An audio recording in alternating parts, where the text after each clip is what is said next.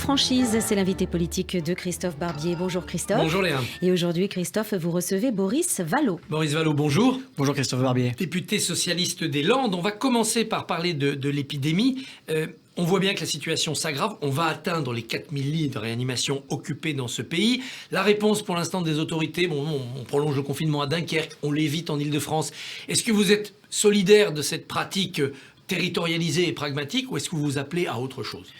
Non, on a depuis longtemps plaidé pour une adaptation régionale de la réponse sanitaire et que les mesures soient prises en fonction de l'efficacité qu'on en attend et qu'elles puissent être allégées à certains endroits et renforcées à d'autres. Donc de ce point de vue-là, je crois que le gouvernement fait le bon choix. La difficulté que nous avons, c'est qu'on ne sait pas toujours sur quelles données le gouvernement se fonde. Nous devions sortir en décembre avec 5000 contaminations au jour. Nous sommes aujourd'hui régulièrement à plus de 20 000 et des chiffres qui étaient inquiétants hier finissent par nous être présentés comme rassurants aujourd'hui. Donc il y a cette question-là. Ce dont on a besoin dans la gestion de la crise, et personne ne sous-estime la difficulté de l'exercice, c'est de la transparence, de la pédagogie pour comprendre ce qui se passe et qu'on arrête de nous dire que nous sommes les meilleurs élèves du monde, ce qui est régulièrement ce qu'on oppose à nos questions et à nos critiques. Alors, si on regarde le territoire par territoire, regardons le vôtre, les Landes, ça va pas si mal. On est à 50% seulement de lits occupés, on est à 31% de lits seulement dans les Pyrénées-Atlantiques, votre voisin. On pourrait rouvrir des activités dans les Landes, rouvrir les restaurants, repousser le couvre-feu à 21h. Est-ce que vous le demandez ? Je crois qu'il faut se poser cette question-là. Vous savez, je crois que notre responsabilité politique, ce n'est pas d'être des autorités sanitaires. Nous n'en avons ni les moyens, ni la compétence. Mais d'interpeller les autorités locales en disant, là où c'est possible, et si c'est possible dans les Landes, évidemment qu'il faut l'envisager. Dans les Pyrénées-Atlantiques aussi, où mon collègue David Habib me fait régulièrement remarquer qu'ils sont en meilleure situation que les Landes. Ils sont en vert, eux. Ils sont en vert. Si on le peut, oui, il faut des adaptations locales, j'allais dire dans les deux sens. Mais aux autorités sanitaires de l'envisager, de faire des propositions. Mais il faut donner de la perspective aux Français et aux Françaises et aux Français. Et c'est vrai que de ce point de vue-là, on a le sentiment parfois que le gouvernement, je crois que c'est la formule d'Olivier Véran, dit on croise les doigts. Non, on a besoin de perspective. Je regarde ce qui se passe en Israël, vous l'évoquiez tout à l'heure, où il y a une immunité collective qui a été acquise, les restaurants rouvrent. Je regarde ce que Boris Johnson dit aux Anglais avec la réouverture des écoles. Et puis jusqu'en juin, il file ce programme de sortie de cette crise. Vous demandez un calendrier maintenant. Je demande un calendrier. Et puis surtout, on sait que nous sommes dans une course de vitesse entre le vaccin et le virus. Il ne faut pas simplement accélérer le week-end. Vous voyez, on a besoin d'une mobilisation générale. Et de ce point de vue-là, le retard dans notre campagne de vaccination ne se résorbe pas. Et ça, c'est plutôt inquiétant. Pour accélérer dans cette courbe de vitesse, pour accélérer la vaccination, est-ce qu'il faut acheter des doses à titre national, hors de l'Europe, comme l'ont fait la Hongrie et quelques autres pays ? Écoutez, ce n'est pas le choix qui a été fait en France. En tout cas, il faudra se poser la question de savoir pourquoi l'Union européenne, qui avait au fond pris une décision qui était pertinente, de ne pas se faire concurrence les uns les autres, pourquoi malgré tout, nous avons eu régulièrement 3 semaines à 1 mois de retard par rapport à la Grande-Bretagne, par rapport aux États-Unis, par rapport à Israël, par rapport à d'autres pays. Et donc, en réalité, il faut tenir à la fois la solidarité et l'exigence d'efficacité. Et sur l'exigence d'efficacité, on voit bien que ça a pêché. Et en France, là aussi, on avait été les premiers à l'Assemblée nationale à poser une question le 13 octobre en disant regardez ce qui se passe, des vaccins risquent d'arriver avant la fin de l'année et la Commission européenne n'est pas en dialogue encore avec ni Moderna ni Pfizer. Ce retard, il est aussi pour une part spécifiquement français. Le nombre de doses qui n'ont pas été injectées est supérieur à d'autres pays. Avant le week-end, je n'ai pas les chiffres là, on était 25e sur 27 pays de l'Union européenne. Il y a des disparités départementales qui interrogent. On a besoin de comprendre, pas pour faire le procès de qui que ce soit, mais nous sommes les supporters de cette campagne de vaccination. Voilà. Et donc, on veut, d'une certaine manière, pouvoir en être les promoteurs. Un problème français, c'est aussi le Covid nosocomial. On l'attrape à l'hôpital où on est venu pour autre chose. Faut-il rendre obligatoire la vaccination des soignants ? Les hautes autorités d'éthique commencent à le proposer. Écoutez, je sais que c'est proposé, je sais que c'est en débat. Évidemment, chacun souhaite que les soignants se fassent vacciner, mais je ne voudrais pas que l'on fasse croire que le retard de la vaccination est dû au retard de la vaccination des soignants. J'entends beaucoup d'appels de soignants eux-mêmes à leurs collègues en disant « Faites cet acte de confiance qui est aussi un acte de protection pour soi-même, pour ses proches et pour les patients. Il faut qu'il y ait évidemment plus de vaccination. » Je ne suis pas pour le caractère obligatoire de la vaccination à titre personnel. La conviction, parce que c'est la meilleure façon de s'en sortir. Vous citiez Israël, le pass vaccinal, un équivalent, est en place là-bas. Est-ce qu'il faut s'y préparer quand on sera nombreux à être vaccinés ? Ça permettra de rouvrir plus vite des activités. Aujourd'hui, je ne sais pas bien de quoi on parle. Est-ce qu'il s'agit d'un pass pour circuler à l'international ? Un certain nombre de pays le mettent en place et donc il y a une forme de réciprocité presque, j'allais dire, irrémédiable qui doit être envisagé, ou est-ce qu'il s'agit d'un pass vaccinal pour pouvoir aller dans un certain nombre de lieux culturels, de restauration. Qui pourrait rouvrir, là, c'est le deuxième. Là, je suis plus réservé parce que aujourd'hui, nous ne sommes pas capables de proposer à tout à chacun la possibilité de se faire vacciner. Reposons-nous la question, le moment venu. Mais faisons campagne pour cette vaccination.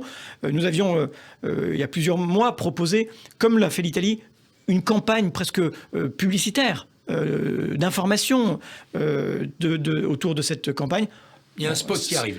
Bon, mieux vaut tard que jamais, mais c'est un peu tard. 141 propositions, c'est le plan santé du PS que vous avez porté et présenté, avec des choses audacieuses. Obligation d'installation pour 5 ans dans les territoires sous-dotés pour tous les futurs étudiants en médecine. Refus d'ouverture de cabinets de médecins spécialistes dans les villes qui sont déjà surdotées.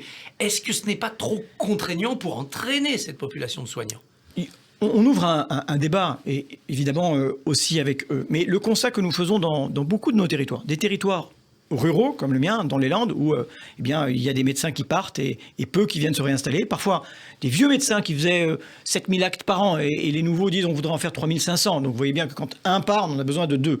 C'est une vraie problématique. Vous savez qu'entre un ultra-rural et un ultra-urbain, il y a 2,2 ans de différence d'espérance de vie. Dans les années 90, c'était 2 mois. Il y a bien une difficulté qui se pose. Certains quartiers de nos grandes métropoles sont aussi sous-dotés. On a besoin de répondre à cette question-là. Et donc, on essaye de trouver un équilibre entre l'aide à l'installation, des nouvelles pratiques professionnelles qui sont plébiscitées par les nouveaux médecins, un conventionnement sélectif dans le laps de temps pour ceux qui sont déjà en études. Ça veut dire qu'on n'interdit pas la liberté d'installation, mais dans le rapport à la sécurité sociale et au niveau de remboursement, eh bien là, il y a des choses qui seront différentes selon qu'on soit en zone surdotée ou sous-dotée. Et puis, pour les nouveaux étudiants, ceux qui ne sont pas encore, mais qui seront peut-être l'année prochaine ou l'année suivante, dire écoutez, est-ce qu'on ne peut pas envisager que les 5 premières années, eh bien, il y ait une affectation pour répondre à cette demande-là ? Parce que dans notre projet, au fond, qu'est-ce que l'on postule ? On se dit, cette crise, elle pose une leçon incroyable, c'est le primat de la vie sur toute autre espèce de préoccupation. Et ça donne un horizon. J'aime bien cette formule, prends soin de toi, prends soin de toi. Un nouvel horizon qui est une société de pleine santé, de bien-être psychologique, physique, social. Et c'est ce que nous voulons construire à travers 2 piliers. Une politique de prévention extrêmement ambitieuse, notamment sur la question de la santé environnementale, c'est 15% des décès, nous dit-on. Et puis, un autre volet qui est l'égalité dans l'accès aux soins, l'égalité sociale et territoriale de santé. Ce sont 2 enjeux qui sont absolument majeurs. Vous êtes allé aussi à la rencontre des étudiants, notamment en difficulté, en précarité économique et psychologique. Vous proposez 564 € par mois dès 18 ans. Est-ce qu'il ne faudrait pas conditionner ce revenu au suivi de certaines études, à la promesse de rester en France après pour créer la richesse en France ?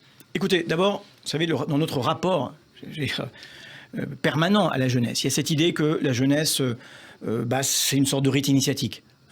Ça forme la jeunesse, les épreuves forment la jeunesse. Alors, si on peut en baver un peu pour faire des études, si on peut en baver un peu pour trouver son premier emploi, pour trouver son premier logement, pour se fonder une famille, c'est pas plus mal. Je ne le crois pas. Et dans cette crise, parmi les premières victimes, il y a cette jeunesse. Pourquoi nous proposons ce minimum jeunesse ? Eh bien, pour donner à chacune et à chacun les moyens de son émancipation.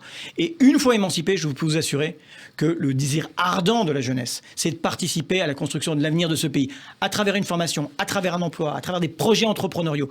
Je suis allé à Dijon la semaine dernière, nous allons aller à Montpellier rencontrer les étudiants fantômes, à Quimper, à Brest, à Lille, pour aller à la rencontre de ces jeunes-là. Il ne suffit pas de leur dire « prenez le flambeau, reprenez le flambeau ». Pour construire l'avenir, il faut leur donner les moyens de le faire.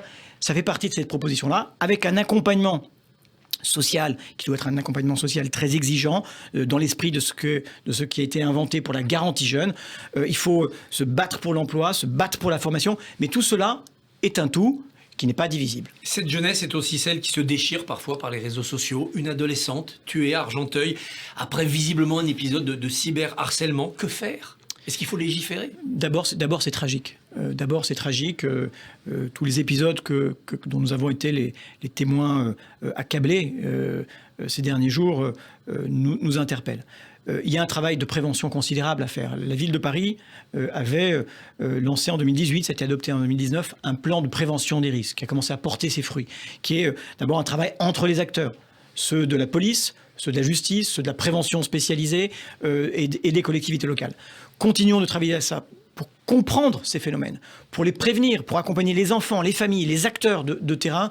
Parce que, vous savez, quand vous avez des enfants de 14 ans qui meurent dans une rixe avec un coup de couteau, vous ne pouvez pas ne pas être vous-même meurtri par cela. J'ai 2 enfants qui sont un tout petit peu plus jeunes. Mais je pleure de voir ça. Un peu de politique pour finir. Jean-Luc Mélenchon n'appellera pas à voter Macron si un face-à-face Macron-Le Pen au 2e tour l'année prochaine. Est-ce que ne pas voter Le Pen, c'est pas un demi-vote pour Le Pen ? Écoutez, sans aucun doute, mais vous savez à quoi on travaille ? À ne pas se retrouver dans cette configuration-là. Et je crois qu'il y a une sorte d'impératif à ce que nous ne nous retrouvions pas dans ce tête-à-tête. Mais cet impératif, ça s'appelle l'union de la gauche. Ça s'appelle l'union de la gauche. Et c'est pour ça que vous savez, donc, la une de Libération a été très, très commentée sur ces électeurs de gauche qui disent on n'ira pas voter au second tour contre Marine Le Pen parce qu'au fond, il y a un sentiment de trahison. J'entends aussi que ceux-là même, ces électeurs nous disent si vous n'êtes pas capable de vous entendre au premier tour, on n'ira peut-être même pas voter au premier tour. Donc il y a quand même cette alerte et cette alarme. Mais ce qu'a oublié le président Macron, et je crois que c'est vraiment le fond du problème, c'est les circonstances de son élection. Voilà. Les circonstances de son élection, c'est qu'il n'a pas été élu au premier tour, comme il le pense. Il a été élu au 2e tour par les Français dans la diversité de leurs opinions, de leurs convictions, avec quand même l'espérance qu'il soit un rempart face à la haine, au nationalisme, à l'ideux, avec lequel on ne peut pas avoir de discussion badine. Voilà. Vous y croyez encore à un processus d'union de la gauche, c'est-à-dire un regroupement programmatique et derrière un seul fanion ? Écoutez, je l'espère. Je crois que ça doit se faire dans l'affirmation de ce que nous sommes les uns et les autres. Nous sommes socialistes avec une longue histoire, une histoire exigeante, avec ses hoquets, parfois ces périodes de traversée du désert. Mais nous ne le devons pas pour nous-mêmes, nous le devons pour le pays, pour une certaine idée de la justice, parce que j'évoquais la crise, il faut en tirer des leçons définitives en termes de justice. On ne peut pas s'être contenté d'applaudir à 20h les premiers de corvée. Il faut que demain on leur dise que la valeur de ce qu'ils font est prise en compte d'une manière ou d'une autre. Donc oui, j'y crois, ça n'est pas évident. Chacun travaille à travers des propositions qui peuvent fédérer, se rencontrer, mais là aussi, dans l'histoire, vous savez, c'était pas évident de faire le Front populaire. C'était pas évident de faire l'union de la gauche. Les circonstances le font. Un dernier mot. Vous avez travaillé avec Arnaud Montebourg longtemps. Est-ce qu'il a, selon vous, est-ce qu'il est prêt, est-ce qu'il a la détermination pour une aventure présidentielle ? Écoutez, je ne voudrais pas parler en son nom. Ce que je veux vous dire, c'est que c'est un homme qui a un ressort et des convictions qui sont considérables, qui, au fond, dans cette crise, a trouvé des échos à ce qu'il dit depuis longtemps. Regardez l'état de faiblesse. On a touché du doigt ce que la désindustrialisation voulait dire. Pour nous tous, avec ces histoires de masques, de médicaments, le fait qu'on n'ait pas trouvé de vaccin dans le pays de Pasteur est quand même assez désolant. Donc, en tout cas, je crois qu'il entend bien prendre une part importante dans ce qui va se passer dans les mois qui viennent. Boris Vallaud, merci. Bonne journée. Merci à vous.